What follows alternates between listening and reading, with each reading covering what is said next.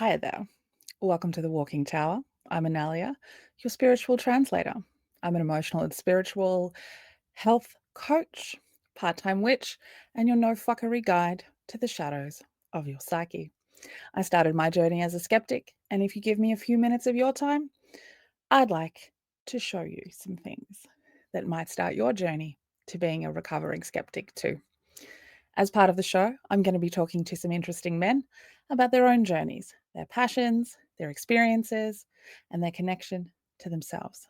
And it is my hope to build a source of entertainment that can also provide some helpful skills that we can carry with us into the chaos of the current world. So let's get into the show. This is a chat that I had the pleasure of having with Mr. Terry Degani, the creator of the Carlton fan channel, Blue Abroad, which make sure you check it out. He is an Aries Sun, Sagittarius rising, and he has a special gift of bringing people together who have a shared passion, and he helps them on their own journey to translating the energetic story of the roller coaster that is being a fan of the Carlton Football Club. I hope you enjoy it. Hi, Terry. Thank you for coming to have a chat with me. I'm super interested in your thoughts on a number of things to do with footy that you probably don't talk to a lot of people about. I'm So excited I to just, unpack. Yeah. yeah, I just wanted to like, for anyone who wants to hear the crazy story of kind of how I came into contact with you, is basically I was down a rabbit hole of masculine energy and feminine energy, coming from being like, one of those kind of over the top feminist type people in my early 20s. I sort of started this journey of trying to figure out myself and how that fit in. And I got to this point of like this realization moment of how different masculine and feminine energy is. And then I went down that rabbit hole even further, and I ended up sort of finding that this whole concept of how we handle a lot of emotional situations is completely different based on whether or not you're somebody in feminine energy or somebody in masculine energy. With the Carlton story kind of overlapped, just intrigued me so much that I just went fully in. And then I think, like you explain, when you first felt that moment in the crowd, I felt that from like seeing the fans and the way that they reacted to it, and went down that rabbit hole of like, oh my God, this is more than just footy. Like boys just think that this is footy, but it's actually more than footy. Many conversations with many different types of young men about the missing component in the society that we have today of these places like men's kind of spaces. And that, going to the footy with your mates is like one of the only kind of places for young men these days where you can still do that, where people aren't screaming like, oh, men's spaces are dangerous. And so you get this bunch of men together, and and none of them are really that aware of what's happening, but they're all in their own therapy session. And when I start lining that up with looking at the birth charts of particular men that I'm talking to, it's always seems to be men that have this very external masculine presence and sort of an expectation that they put on themselves, but internally they're very connected to their emotional side.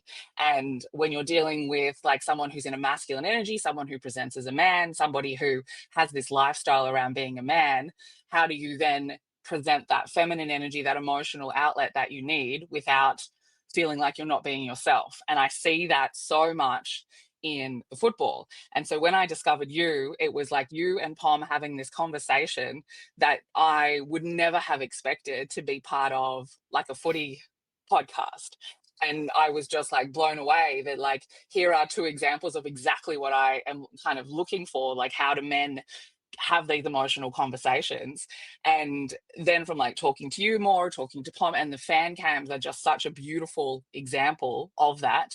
Part of your journey is bringing these people together and helping them find a place, find the words, find just the space for themselves to feel comfortable to kind of articulate and talk their way through their own emotional situations. And even if that journey is attached to a win or a loss or a player or whatever's going on, that there is still this ability to bring out, these emotions that just kind of bubble away inside otherwise. I kind of feel like the whole, over the top masculine component of the footy is kind of being attacked from a few different angles currently. And that concerns me when we're trying to, soften that masculine energy component of the footy, because I think people are missing the point of what it is.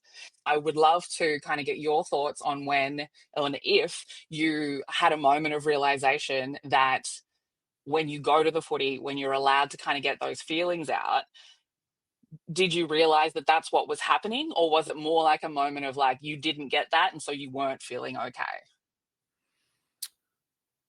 No, for me, for the most part, is what I can remember. Footy's just always been the happy place, the place of calm. Like I find calm in the expression, whether it's raging at an umpire or screaming out ball, or like all of that. Just the energy of a Carlton game, like roaring after a goal, and the crowd. I found peace in that and happiness in that and solace. And, early days in my life, it was escapism from what was happening in the home. And then I guess as I became an adult, it was just, um, I haven't quite been able to understand it fully yet, if I'm honest. But Yeah. there's something around the peace of being amongst the chaos. Yep.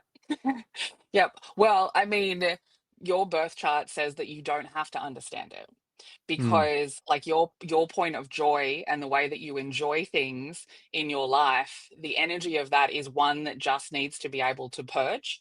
Like it doesn't have to have an understanding of the system that's going on. And it's I would say that like this is the energy of like you need to have a creative outlet in some way. You need to be able to get something out of you in some way that feels like almost out of your control. One of the suggestions for that sort of placement on your chart I would give people is music, listening to music, or putting yourself into just like a space of letting somebody else tell the story and just having your feelings come through. we were actually talking about this recently on the Footy Abroad show. And yeah, that kind of came up. It's true. I think in my life outside of footy, I like to uh, everything's my fault. Everything, absolutely everything Yeah. is on me. I'm Yeah. accountable. Whatever I've done in my past wasn't because of external factors. It was because I chose to make the decisions that I made. That's just how I live my life. But yeah, the Hmm. footy definitely is that place where Hmm. I let go to something that's completely not in my control, like Yeah. irrationally as well. Like, what am I thinking? Putting my emotions and letting them rest on this team that's Yeah. for the most part dysfunctional. So yeah, Yeah. there's definitely something I Yeah. relate to there.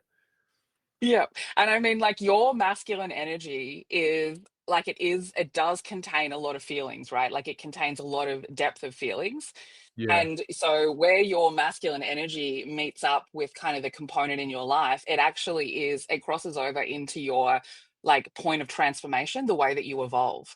And so, you actually need to be using your masculine energy in an emotional way to evolve. So, the way that Mm, you kind of experience the footy is like you are like almost purging out the parts of you that are heavy that you don't really understand.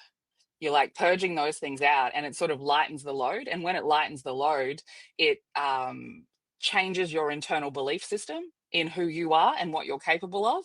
And then it kind of evolves you into that next level of being able to activate a different component of your masculine energy. And because you're someone who does take a lot of responsibility for your life, like that component of you as well is like that's how you achieve your goals.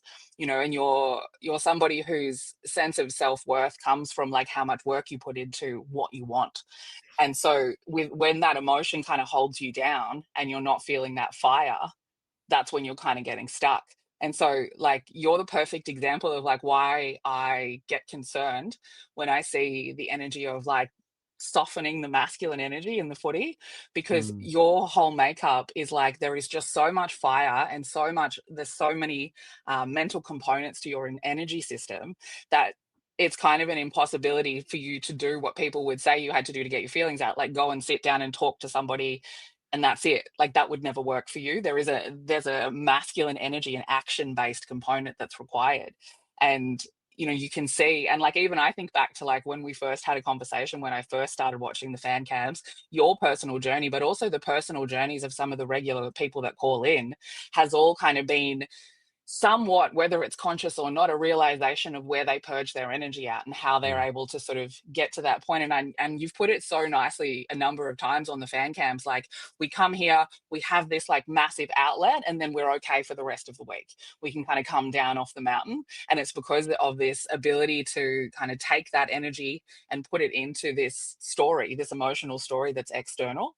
And because masculine energy is external, it's like it needs that component to be able to come out, whereas feminine energy is more internal. So we do need to sit and think and talk and be introspective. But having said that, the reason that I love going to the footy is also for masculine energy.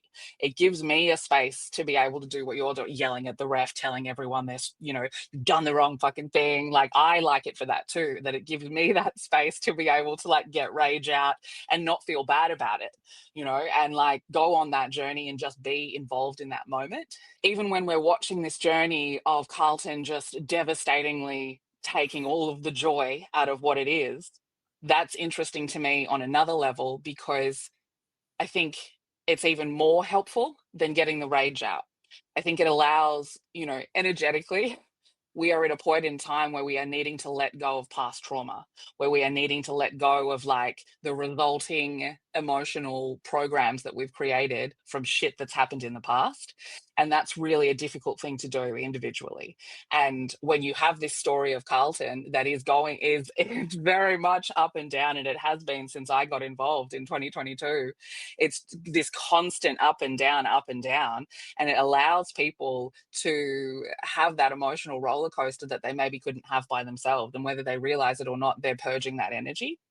And like, if you think back to like when they went on that amazing run, what are some things that you think of that were happening in your life that seemed as exciting as what was happening with the Carlton team, like when they went on that run? The one in 2023? Yeah, yeah, yeah. That's a really interesting question because I had quit my job Hmm. after the Essendon game. Yeah, right. And after that Essendon game was when the run happened. So I Yeah. I was working full time for this company, and it was just kind of there was clashes. Like it needed more from me. The channel needed more from me. I was already feeling the devastation of 2023 as it was.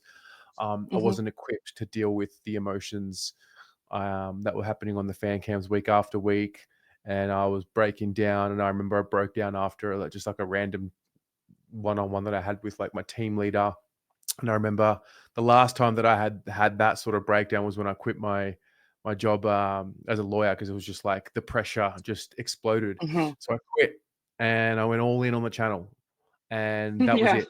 And we went on the Yep. run. So like the timing was ridiculous. Yeah. Yeah. I think most people who are as involved with the club as you are would have a version of that story. Like, Yeah. that particular time was very big for that, right? That end of 2023. And when I very recently went down the massive rabbit hole of like the Carlton story during that 2022 to 2023 time, so many people that I have also asked those questions to about like what was going on in your life then. And then you get to that second pass to 2023 and things start getting a little bit exciting. And the energy story of that was that we were asking for something from the universe. We were asking for some kind of change, some sort of evolution. And, we had to give something up in order to get that. And we had to kind Yeah, of learn right. lessons along the way. And then when we got to May this year, it was kind of like the last revision of that contracted period with the universe, where you kind of sitting down with the boss, and boss universe man is like saying, okay, so during that period of time when I gave you what you wanted, did you learn the lessons that I wanted you to learn? Right. And everyone will have their own individual lessons that they were supposed to learn. And the Carlton Football Club was supposed to learn how to give back to people. The Carlton Football Club was supposed to learn how to, now that we've seen that we have this luck, now that we've seen that we are, financially stable, we can like let that go now and we can start focusing on the people.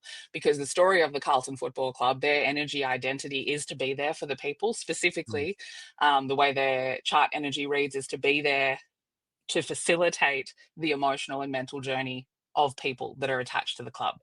And they didn't do that. Like, they showed a number of times that they kept focusing on the old way. And so we reached this point at the end of May, which I mentioned that I came on one of your shows and mentioned it, and I think it was Ari stuck in Ari's head that whole time, like May 24th, like that was the date. That was kind of the date. That was the end. That was the let's go have the meeting with the boss. And that was the GWS game this year. And so the meeting with the boss clearly didn't go that well. And, for the Carlton team, well, then, okay, what now? Well, now you have to learn the fucking lessons the really hard way. And that's where Mm, they are. They're learning the lessons the really hard way. Whereas, like, and it's interesting to me, like, everyone's on this same journey. And we got to that point, and it was from that point that you start seeing this split where you start seeing, the fans that were on that journey with them, but made a different choice about their own personal lives at the end of May. And Carlton went that way, and those fans went the other way, and that we get this disconnect of like, why aren't you doing the right thing? Why aren't you listening to us? And I've seen that for your journey, that you're parallel to it, but you're not part of that story, that energetic storyline anymore. And they will cross back over, because it's my belief that, being that the Carlton Football Club is here for the fans, that it will be the fans that send that energy back through it, and it will be the fans that like demand something. it's sparked a memory in me. Do you remember? Were you watching in 2021? No, no. So it was similar. There was turmoil Hmm. mid-season. They announced the external review. David Teague was getting the sack. It was board challenges and all of that, challenged the establishment of the club. And then Sam Doherty had his diagnosis. Hmm. And then instantly football was secondary. And everyone just, it was like an instant magical Hmm. kumbaya. We all shaved our heads, players, fans. We united. It was powerful. That was the Yeah. only other time I really remember, apart from the 2023 run, which was based on the on-field success. But yeah, it took one of the players' lives being at risk Hmm. for us to sort Yeah. of like come together. Yeah. Yeah. Yeah. And that is because the Carlton Football Club is here for people. That's what it's for. Mm. Yeah. And that's similar. I have looked that up, because I remember seeing you talking about that. I think it was on Footy Abroad, where everyone was talking about what was that moment. And I've looked up that period of time energetically. We're having that similar energy will roll back around in September. And it is containing more chaos this time around. And it is containing more energy of it being not a physical health problem, but a mental health problem. Mm. And that concerns me as well. Like, when I look at the way that, we're trying to take the hardness out of some of the way that people react to the football, and we look at like a lot of the players that we've seen have these personal moments and needing these mental health situations, and I can see where the energy is heading, and that it's requiring this same Sam Doherty moment. And my hope is that him retiring has given some sort of little component of that energy that we need for the fans to kind of get back on board of like, actually, we loved this. There was a love here instead of this frustration. And I think for the players as well, I'm hoping that it's done that to them, so we don't need this moment. What? Okay, so I mean, we're filming this, end of July. Jack Hmm. Silvani, not sure, is he going to Collingwood? Mm. Is he going to stay at Carlton? It's very early days. This is the first week that it's really Yeah. started to be reported that he could go to Collingwood. And actually, today it was reported that Yeah. he met with Craig McRae. And I've Hmm. already seen the early stages of it, like the reaction. And again, these are just words. We'll see what the actions say. But a lot of the Hmm. reaction is, if Jack goes and they cut this lineage, then I go. I don't know Yeah. what that's going to mean. Or maybe Yeah. you can touch on that if you're seeing Yeah. something there. But Well, yeah. yeah, I mean, Jack is at a really interesting point of time for his energy. So the map of his psyche, he is somebody who is, very fiery, very blunt communicator. We'll just fucking say it how it is. Not really that big of a like caring about how you feel if there's facts to say. I can see him in his energy, like his masculine energy follows the rules. It's very disciplined. If he locks into something, he will do it to the best of his ability. And I've seen him over the last couple of months when he was playing become frustrated with this, seemingly to me, this idea of people not putting in enough. You know, Mm. he's the sort of person, him and Jacob Wiedering share a number of similar energies, which wouldn't surprise anybody. But they are the sort of people who are like, if I've chosen this, I'm locking in and I will do this to the best of my ability. And I will put everything out on the grass every single time I come out here. And that frustration that we're sort of starting to see in them is coming from the fact that people like aren't putting that in, that people aren't giving it them all. And for Jack, especially because he has that history, it's an even bigger thing because for him, there's no other way. If you're here, you go out there, you put in the work, you shut up, you go talk about it later. But while we're out here, we're here to do this thing. And he's just reached this point in his energy where he's on this 2-year journey now of the universe is basically saying to him, like, what sort of a man are you going to be? What are your inner beliefs? What are your values? What are your true values? And who do you want to be? And at the same time as that, he is being pointed towards his like future potential through lessons of the past. So Mm. there's like a karmic component to his energy right now that is like showing him the lessons, the mistakes, the gifts that he's gotten from the generations before him. And they're asking him, is that the sort of man you want to be? Are you surrounded by the people, the events, the places, the things that are going to turn you into the man you want to be? And I can see it going both ways. And when that energy interacts with the Carlton story, it it still could go either way, but the chances of them thinking within this weird self-given hierarchy responsibility that they seem to give themselves, this idea of what they think people perceive them as, that like Yeah. he won't want to go. But like that's the point right now energetically, is like things aren't how you think they were. Things need to be questioned, things need to change. So it could go either way. And I think it will pull the team. I think it will pull the internal. I think it will pull the fans in too, especially if it's I'm Collingwood.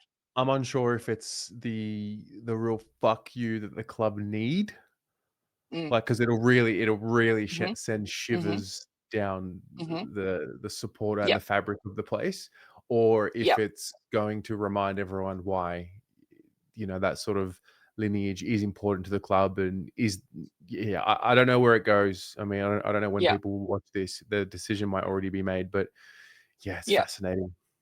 yep. And like, so Carlton's story this year has been really interesting because we've had some like pinnacle turning points, like as a collective, and we got offered these opportunities of like a much softer way to see that we need to change. Mm, And they've had these moments of being like, okay, so this is your opportunity to see that something needs to shift. And like, you know, we had Elijah and we had Harry like having these mental health situations. And you know, what did we do? We kind of kept it secret. We didn't really talk about it. But because part of Carlton's journey is to talk about it, is to help other people, the fact that they didn't do that, that's already a strike. You're already in trouble with the universe. You're not doing what you put here to do. And so then we get a little bit more serious. So then we start getting more injuries, more players being taken out. We get these losses where, you know, that poison of like, well, I don't give a fuck because nobody gives a fuck. And so the players start losing that energy, the fans start losing that energy. And then we got to this point where it was like that interview day with the universe of like, what the fuck? Explain yourself. You haven't learned the lesson. And then they still didn't explain themselves. And so then the progression goes, we had a shift of energy that says, okay, well, now we expand where the problem is and it will affect the family of the problem. And then the next point in time said, well, you ignored all of those. The answer is chaos. You will now be dealing with chaos. And of course, and I've spoken about this a number of times, but Graham is such an interesting person to be coming in because the energy of chaos is Gemini. That's the shift, the 8-year shift that we've had.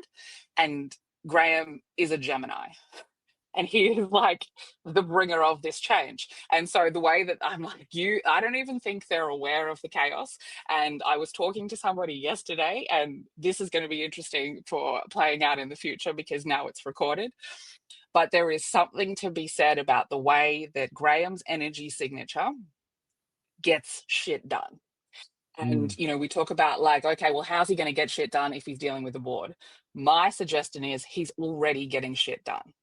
without them knowing. He is the sort of person who, if you're playing chess with him, he's already moved pieces that you don't even know before he sits down to play. And so it's interesting to me, and Geminis run their mouth off a lot in very correct, very balanced ways, that some of these things that we're hearing about trades potentially started from his mouth to trickle out, to get done what he needs to fucking get done.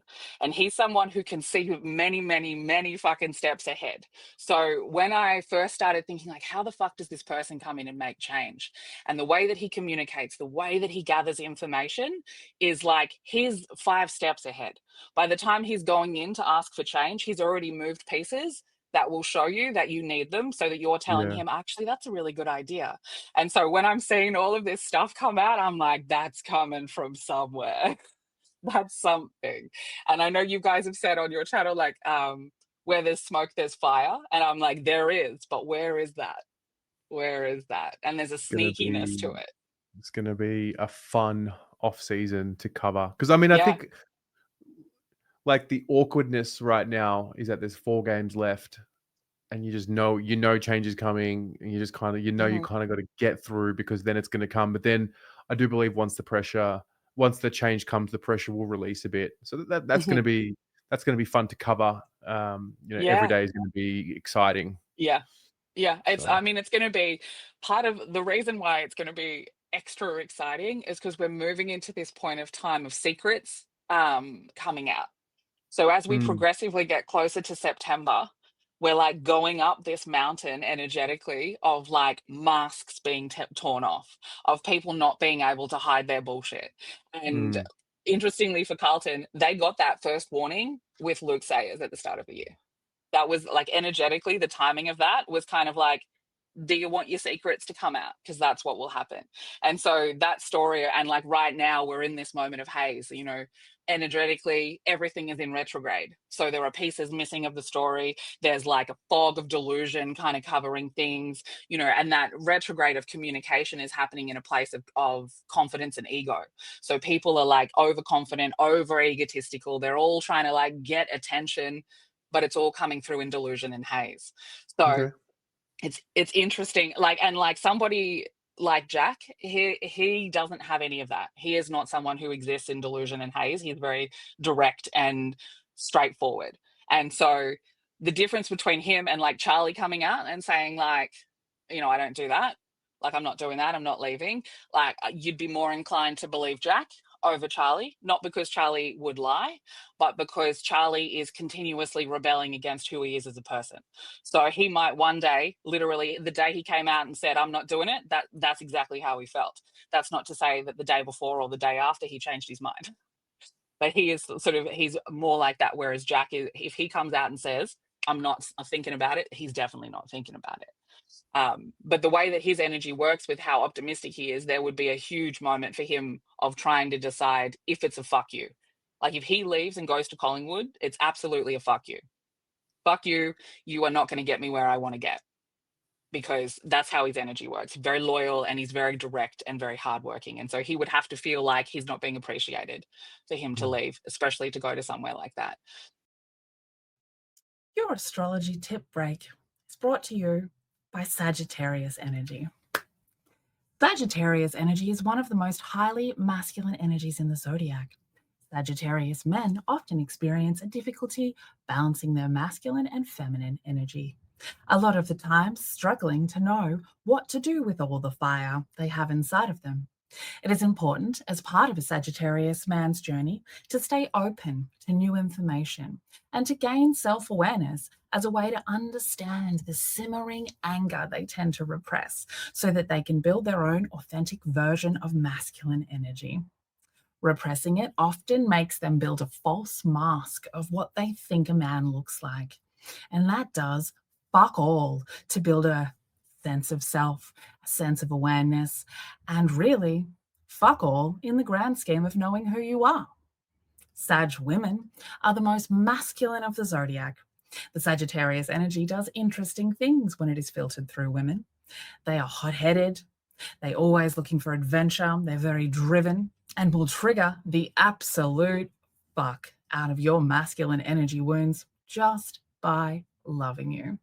Do not enter into a relationship with a self-aware Sagittarius woman unless you want your own wounds opened up and healed.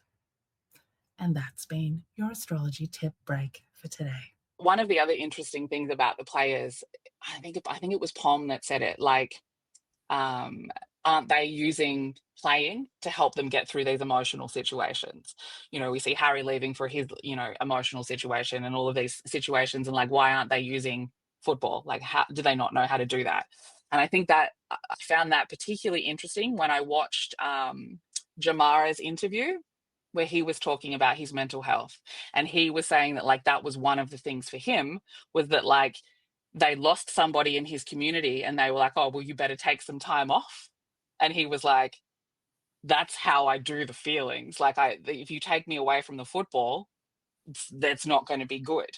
And so there's those two different masculine energy types are particular. I mean, he's an Aries, so he's very fire driven. He's very much needs to get the feelings out. Whereas, Harry's a Capricorn, so he doesn't really like to get the feelings out. And so that's also where you can see different types of men using the football for something different. I actually don't think Harry is meant to be um, a scene football player. I don't think it aligns with who he is as a person, and I don't think that that's something that's long term for him. I think he's more of a like consultant type person for young men, and I think he will move more towards that than being seen and playing football. I don't think that that's for him. I don't think he has the capacity to use it for what it's being used for what other people, what other men are using it for, of being able to get that energy out. And like, I've never played a lot of sport. I used to lift weights quite a lot, and I find that very helpful. And so when I think about like how these young men are being taught to get that energy out, that also concerns me, because like there is a component to these young men now of this generation, the generation that you were part of as well, that actually need that guidance in how to use their masculine energy. Because during that transition age, and I say it's the people born between 1990 and 2000 that kind of got lost in how to use their energy system, kind of got lost in what particularly masculine energy is because of the whole toxic masculinity noise that's coming from the world. And Harry's one of these people that just needs direction in how to use his masculine energy, because he should absolutely be able to use something like this to get it out. In the same way that you can yell at a ref at a game, there's that outlet. But there are so many men, and I tend to find them ones that are bigger or louder or have like something about them that the world would think was scary, that they don't know how to get it out. And I see the sort of, and I've done so much research on the people that work specifically for Carlton in the mental and emotional health, and so many of them are this old school way of thinking, which tends to Mm. be more towards feminine energy and sitting and talking about it. And I think that there is a component missing that I think some of the other teams definitely have, of like, and I'm going to say it and it might piss people off, but like doing it like a man, like finding a way to use your masculine energy and do your mental and emotional health like a man. Because I think there's a lot of people, especially on the Carlton team, because I know their energy the most, that need to be taught that. Like, it's not that they need to be given mental health assistance. I mean, they might, but it's more that they need to learn how to funnel it through what the fans seem to be able to do. Mm. And I'm not sure how they're going about it, but for me, I think they read like a team of repressed emotions. They Of do read like, like a team of repressed emotions, absolutely. yeah, Not sure how passionate they can be, where they can be passionate, where they can yeah, express it. yeah, Um, yeah, yeah, yeah. No, interesting yeah. stuff. And I think, yeah, and I think that's where, like, and like again, like Carlton's whole story and yours too, like this is where yours overlaps with them, is like, you're here to do a version of what they're here to do, right? You're here to be a place for people to come to be able to have their emotional and mental journey. And like, you bring people together that have the same joy, and you allow them to use that joy and passion to kind of move through their lives in ways that probably neither of you are aware of. And Carlton have that same journey. And so your energy and their energy overlaps in a number of ways. And so for me, it's always interesting to see the trajectory of where you're going and them, because as far as I can see energetically, you're on the correct trajectory. You are getting the assistance that you need energetically, and you're using it, and you're looking into yourself, and they just keep shutting it down, shutting it down, shutting it down. And I think the end of this year definitely is going to be a massive pinnacle moment for them, because Carlton have reached the end of a 160-year journey energetically. And like, that's not something that you can find a lot of information about, because most of what I do is based on a person. People don't live that old. So we don't have a lot of information on what that looks like. But what it reads like is it's like having to let go of 160 years worth of ancestry and 160 years worth of the emotional programs that come with the trauma of that ancestry, and having to start fresh, and having to start fresh understanding that the people that you have around you are not the people that you had around you back then. I think we're still expecting these young men to be able to do that, to be able to keep it quiet, but they can't. They need to be Right. able to express it. And so I think we're moving into this place where you can see all of these things that Carlton have done, keeping all of the secrets that needed to be loud. You know, Harry needed to come out, Elijah needed to come out and be okay to say whatever they wanted to say without being shut down. And that's, you know, you are repressing these emotions of these people, but it's the emotions that they need to use for fire. That's what they need to be taught. However, their emotional systems work, they found football for some reason, and they need to be taught how to funnel that through. And like, mental health wise, like, if you just think of your own mental health, like, where would you have been 2 years ago? Like, if you were in a down spot in your life and like you didn't have the footy, like, where would you have gone? What would you have done? And I think a lot of people would be stuck without the football, of like, I wouldn't have had a safe place. And so yeah, I guess, like, the importance of that for you, for your mental health, the footy, even now, like, how are you finding now on your mental health? Um, well, it's challenging because it's absorbing other people's emotions. But I Mhm, was actually talking about this recently. It's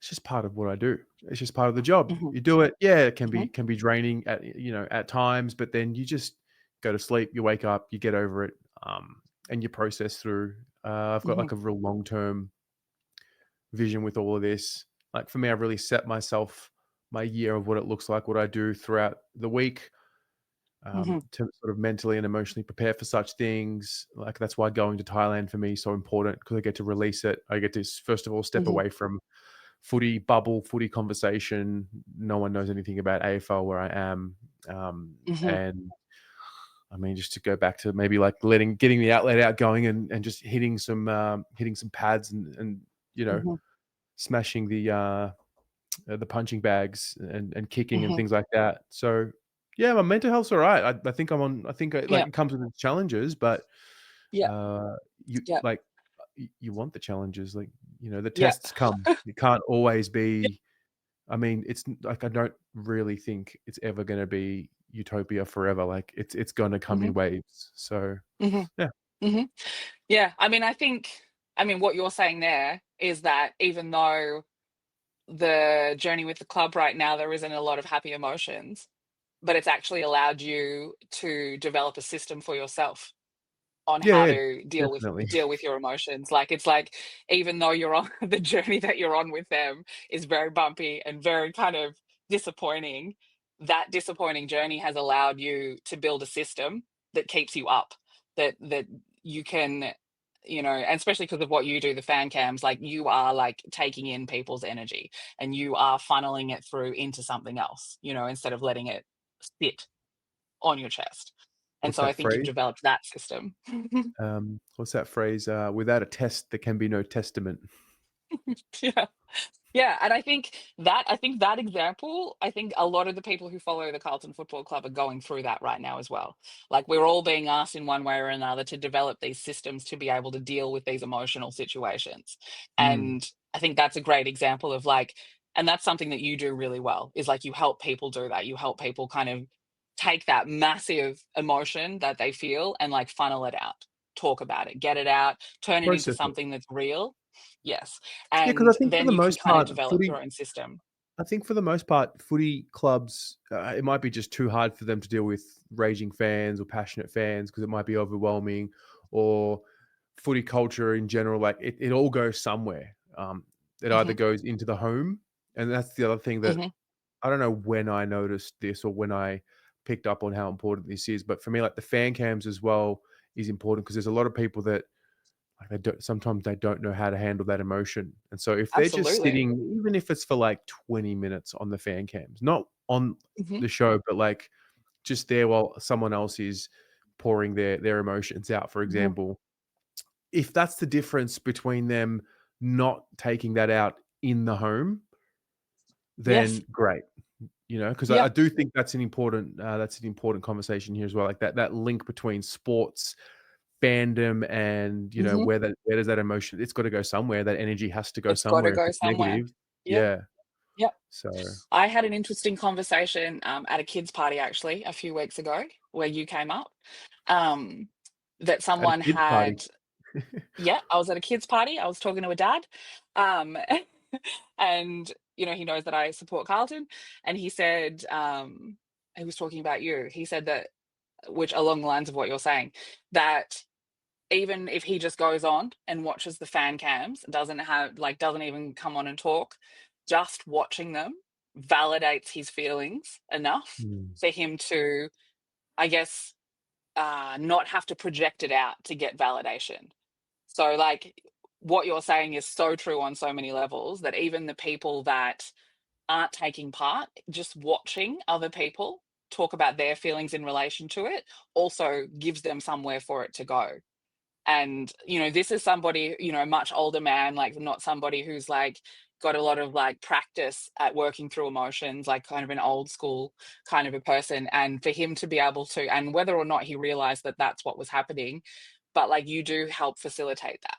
And like that's one of the things and that I love about you. And you say a version of it all the time, that like you're not about like coming out and talking about a cause, you're more about like doing the thing that helps.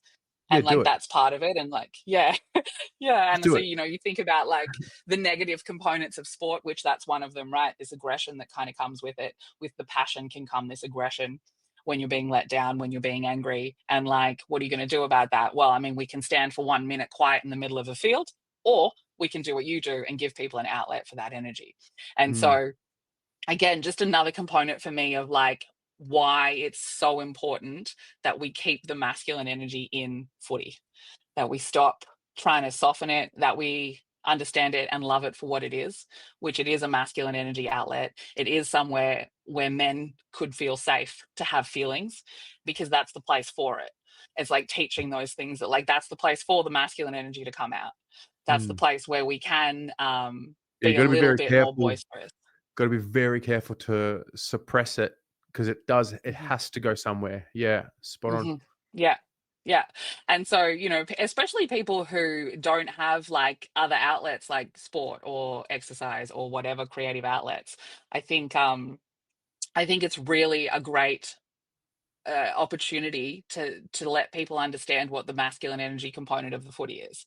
And I think we keep confusing it. Hi, I'm Viking. I'm Idris, and this is for the younglings. For the younglings. What do you think a ghost is? I think it's like a soul of a creature or a human that's still alive. I have sensed the ghost around here. Viking, what do you think a ghost is? I think a ghost, when someone dies, their soul they go to wherever they need to go, and then they have the choice to stay dead or become a ghost. If you decide to become a ghost, you kind of can just watch around. You can like phase through walls to see everything that's going on. One time I was alone in my room and I felt like I was being picked up by something with my eyes closed, and then when I opened my eyes and I got dropped back down. So I felt that. I didn't see it, I had my eyes closed, but I could just feel it. It was very weird. I have sensed the ghost moving around this house and dropping money around. Yes, the ghost money. Well, my mum is a witch, and she made a ghost spell and there's money appealing around the house. Let's do a little cool card reading.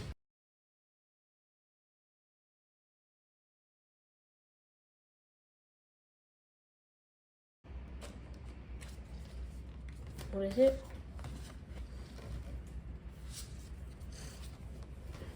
24, between two worlds. I think that it means that there's another world that's the same as this one that we are on. So let's do this.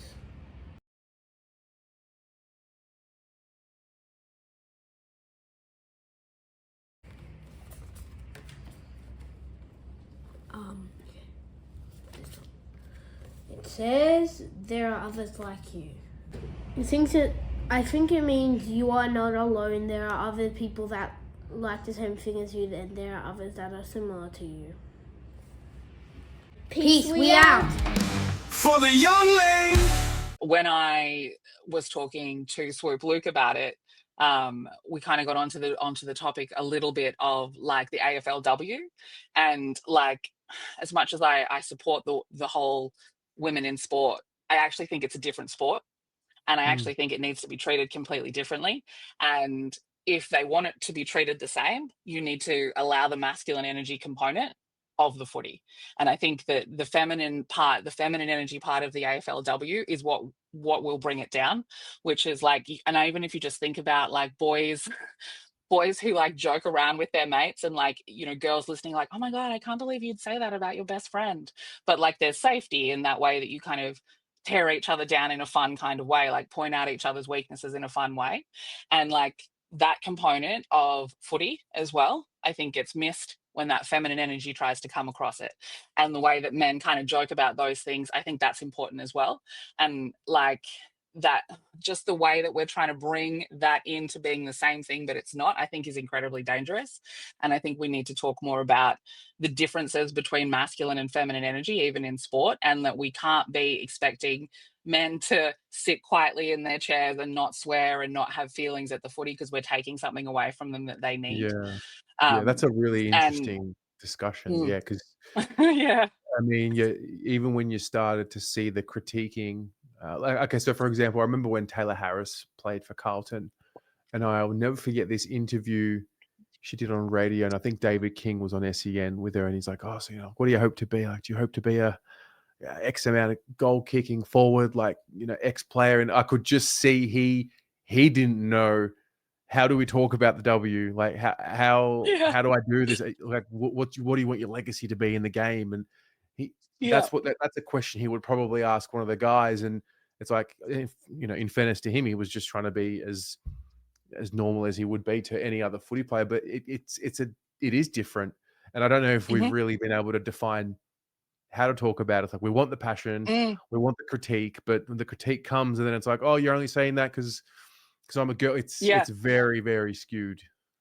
Yeah, Yeah. 100%. And like one of the things for me that's been getting me recently is I'm like, you're doing it all wrong.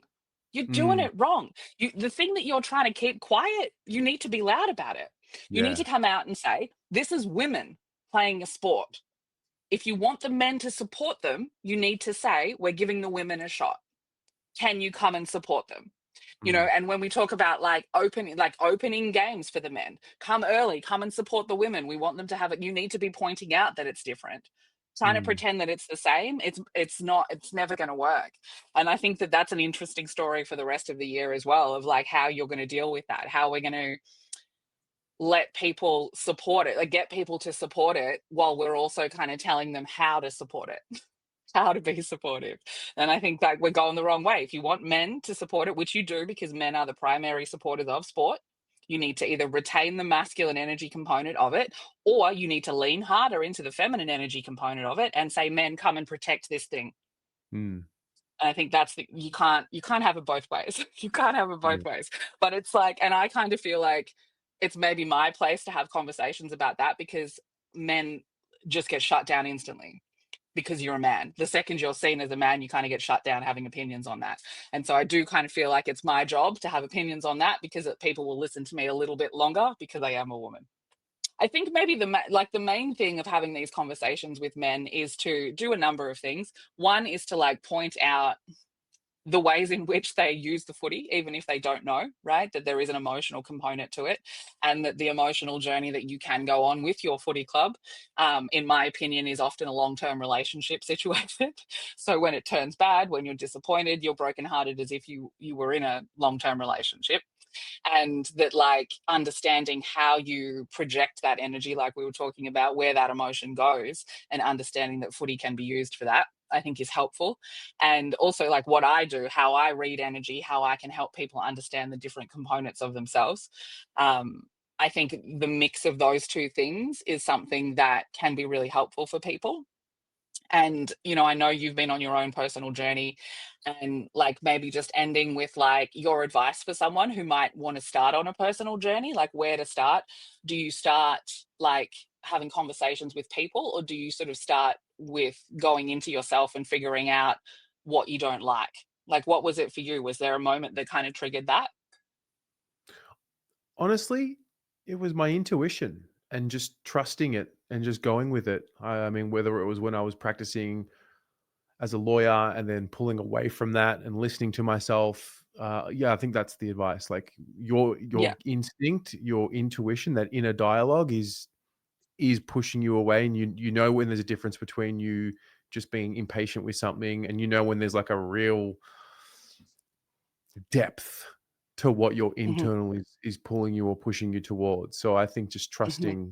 trusting that is the best advice I would give. But yeah, I mean, if you're going to be asking everyone's opinion on what you should do, you're in for a bad ride, in my opinion. I mean, but again, that's what Hmm. worked for me. I listened to myself, Hmm. so I'm not Yeah. saying my way is the Yeah. right way. It's just my way.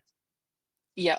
I mean, I think that's it's not that there's a right or a wrong way, but that is the way to start, you know, to Mm, trust your internal voice, to trust what yeah. it when it's speaking truth and when it's Mm, talking shit about you, you know, to, like, determine that factor, I think is a really good place to start. And I find that that is where I start with men when I do their birth charts. I tend to start with sort of, these are these your weaknesses? This is how you get around them. mhm. Yeah. Well, thank you for the interesting chat. I love your thoughts on it. I think they're fantastic. And I'm excited to see where you're going with this, because obviously, when I look at your energy, I know that it's going somewhere very exciting this year. I'm excited to see what happens. Yeah. I appreciate you bringing a different angle to the footy conversation. Yeah, because Hmm. there's just so many ways that people interpret things. So you've definitely brought Yeah. an angle that I am not aware of, and it's been interesting. I'm like, So give me the list, Carlton. Give me the list, and I will fix it for you. I'll I will fix them tell you all. where all of their energy problems are. Yeah. I'll tell you how Nah, to fix it. Um, nah. Thank you very yeah. much, and good luck with everything. Yeah. And we'll be in touch for Thank sure. you. Yeah. Thank you. Have a good day. Go Blues. Go Blues, always. You've been watching The Walking Tower. I really appreciate having you here. Please like, subscribe, share so we can get this message out to as many people that need to hear it. And remember, sometimes we need to let the tower fall. Stay weird.